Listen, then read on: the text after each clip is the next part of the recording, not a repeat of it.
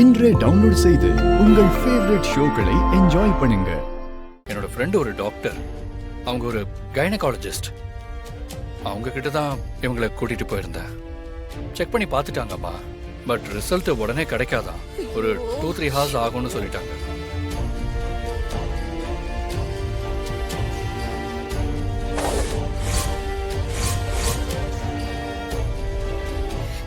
என்னப்பா சொல்ற?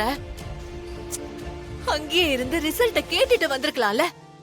ரிசல்ட் எவ்வளவு முக்கியம்னு தெரியும்ல. இல்லம்மா, டாக்டர் ரிசல்ட் வந்ததும் ரிப்போர்ட் எடுத்துக்கிட்டு வீட்டுக்கே வந்துறேன்னு சொன்னாங்கம்மா. நீயும் புரிஞ்சுக்காம பேசுறியேப்பா. இருந்து கையோட வாங்கிட்டு வந்திருக்கலாம்ல ரிப்போர்ட்ட. அம்மா, டாக்டர் தான் ரிப்போர்ட் எடுத்துட்டு வீட்டுக்கே வரேன்னு சொன்னாங்கல்ல. அவங்க கண்டிப்பா வந்துருவாங்கம்மா.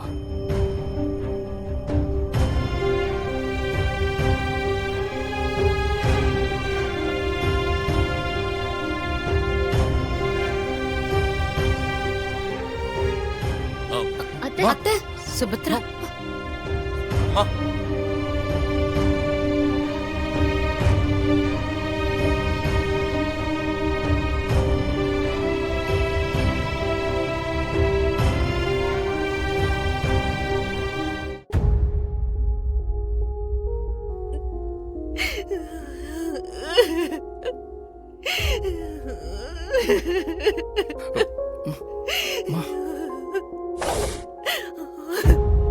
நான் என்ன செய்வேன்? இப்படி ஒரு நிலைமை நம்ம குடும்பத்துக்கு வரும்னு யாருமே எதிர்பார்க்கல. நாம நினைச்சது ஒண்ணு, ஆனா நடக்கிறது ஒண்ணால இருக்கு. ஒழுங்கா வளர்க்காம விட்டது ஏன் தப்புதான்.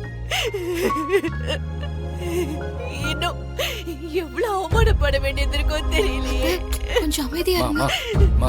நீங்க ஒன்றும் பயப்படாதீங்கம்மா. விஷால் இந்த மாதிரி ஒரு விஷயத்தை கண்டிப்பா பண்ணிருக்க மாட்டான். ரிசல்ட் வந்ததும் உண்மை தெரியாதாமா போகுது. மா, இங்க பாருங்க, உங்களுக்கு நல்லதுதாம்மா நடக்கும். மா, எனக்கு விஷால் மேல நம்பிக்கை இருக்குமா? அவனே வாயை திறந்து நான் தான் பண்ணேன்னு சொன்னதுக்கு அப்புறம் என்ன தடா நம்புறது? இப்படிதான் ஒரு பக்கம் யோசிக்கிறேன்.